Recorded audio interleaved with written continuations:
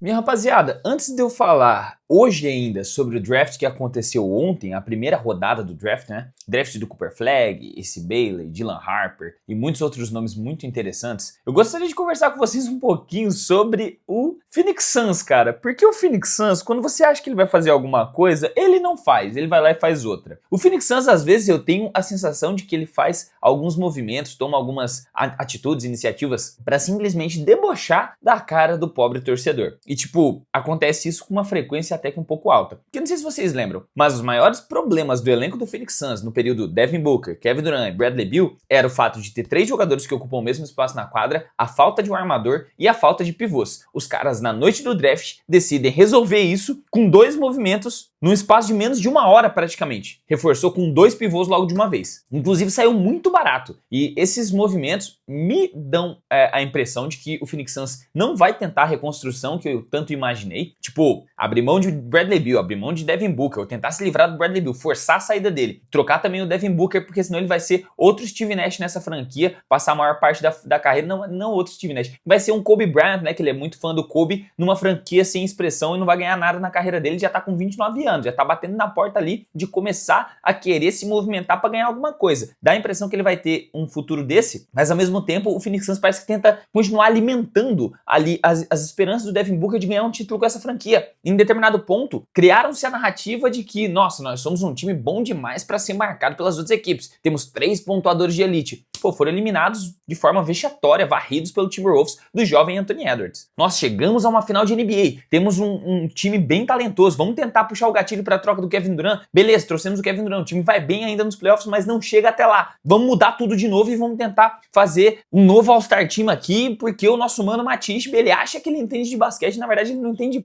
porra nenhuma. E talvez se me colocasse lá no lugar dele, tomasse decisões melhores, mas isso aí é a conversa para outro vídeo. E agora eles, cara, literalmente no espaço de tempo de menos de 1 hora, eles adquiriram o Mark Williams diretamente do Charlotte Hornets. Parecia realmente que o Charlotte Hornets não tinha absolutamente nenhuma fé no Mark Williams de manter no elenco, de tentar algo com esse jogador, com esse jovem jogador, que tem um potencial para ser um All-Star, na minha opinião. Acabou perdendo a oportunidade de trocar ele com o Lakers, o que parecia o melhor pacote pro Charlotte Hornets, e por isso que eles fizeram acontecer num curto período de tempo, tipo, esse pacote meio que irrecusável pro que tá acontecendo aqui. E o menino Mark Williams, de 2 uma, ou ele realmente tem um histórico de lesões que acaba comprometendo todo o futuro da carreira dele, pro Charlotte Hornets trocar ele por fazer uma negociação tão baixa assim pra poder se livrar do cara, ou então o Phoenix Suns foi genial, conseguiu resolver um dos maiores problemas dessa equipe, fez uma troca arriscada, tipo de alto risco, alta recompensa, e isso vai se pagar agora nesse novo período do Devin Booker na franquia, meio que como uma estrela solitária, né? Porque o Bradley Beal, pô, esse cara é uma piada, pô. Então se você tá chegando por aqui agora, mano, se inscreva, ativa o sininho, deixa o like, vai estar me ajudando demais a manter esse projeto de pé. E se você for um trash talker aí, já vai fazer isso porque sabe que esse vídeo foi feito especialmente pra você. Então eu vou dissertar um pouquinho mais sobre os meus pensamentos do Phoenix Suns, com essa troca do Mark Williams, com a pick deles do draft, que foi bem interessante. Agora, bora começar. Eu acredito que alguns de vocês se lembram, porque a gente tem uma rapaziada muito fiel aqui no canal. Inclusive, eu adoro vocês, tá? Muito obrigado de coração. Você é um lindo, tá? Você,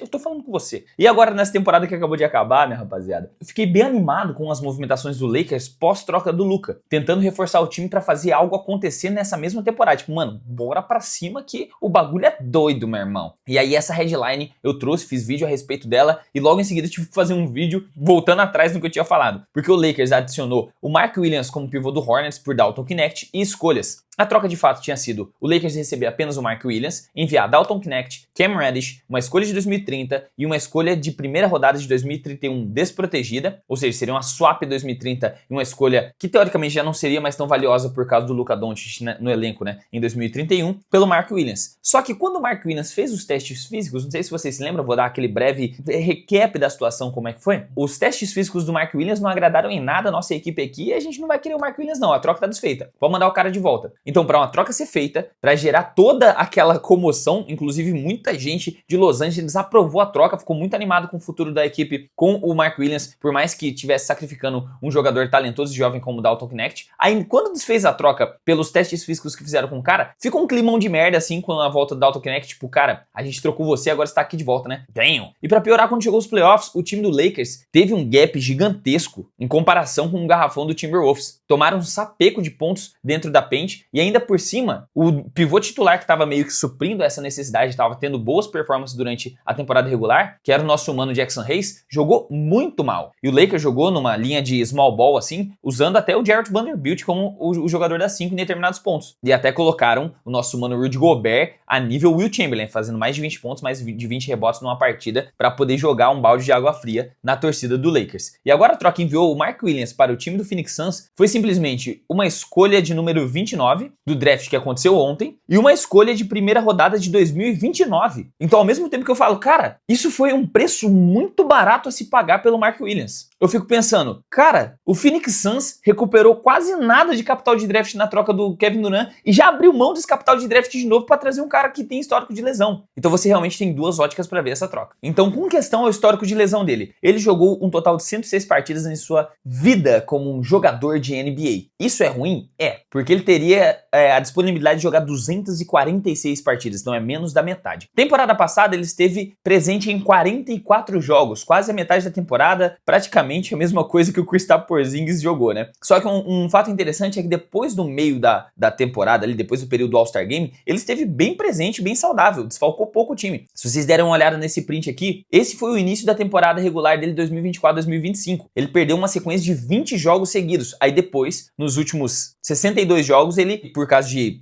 restrição de minutos, dar aquela desfalcada ali, aquela descansada no cara também para evitar uma microlesão, uma recuperação, ele foi desfalcando o time em ocasiões mais puladas, o que é natural para um pivôzão da altura dele, do peso dele e tudo mais. A maioria dos pivôs centers titulares desfalcam as equipes por pelo menos 15 jogos durante uma temporada regular. Mas quando esse menino tá em quadra, cara, 15,3 pontos, 10,2 rebotes, 2,5 assistências, com 60,4% de aproveitamento, mais de um toco por jogo e quase um roubo de bola, as médias dele são inacreditáveis de boas. Ele até foi um pouco sádico no momento que o Lakers foi eliminado, postando algumas farpas nas suas redes sociais, porque o Lakers tinha sido eliminado perdendo para um time que tinha um garrafão mais forte. E agora chegando nesse Phoenix Suns que tinha um garrafão totalmente destroçado, se ele ficar saudável, ele vai ser uma benção. Vai ser uma dupla para jogar no pick and roll, para poder fazer com que crie essa ameaça ofensiva por causa de ponte aérea ao lado do Devin Booker de forma sensacional. Apesar que eu ainda acho que o Phoenix Suns ainda tem um probleminha precisando de mais armadores na rotação. Mas pelo menos colocou um garrafão de mais respeito, principalmente com a escolha que eles pegaram ontem. Porque a negociação do nosso querido Kevin Durant mandando ele para o Houston Rockets fez com que eles pegassem essa escolha de número 10 e tivessem uma das maiores steals do draft de 2025, pô. O Phoenix Suns conseguiu draftar nada mais nada menos que Kaman Maluak, o pivôzão de Duke que estava sendo cotado por várias equipes, até mesmo cogitado como a escolha de número 2. Esse moleque é tão talentoso que ele é um dos poucos jogadores do Sudão do Sul a ter um sucesso tão grande assim no basquetebol, na carreira profissional. Ainda mais, ele é muito jovem e ele só está praticando